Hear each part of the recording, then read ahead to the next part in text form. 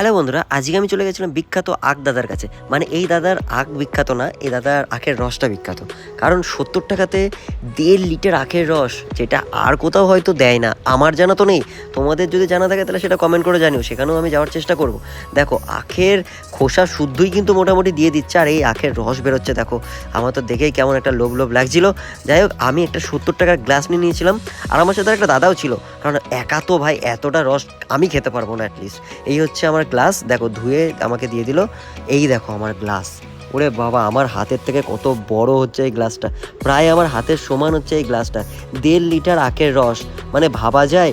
তোমরা কে কে ট্রাই করতে চাও সেটা কমেন্ট করে জানিও। আর লোকেশনটা হচ্ছে পার্ক স্ট্রিটের একদম কাছেই, কিডস স্ট্রিটের একদম সামনেই কিন্তু এই দাদার দোকানটা। তোমরা আসলেই দেখতে পারবে, ভিড় চারিদিকে জমে রয়েছে।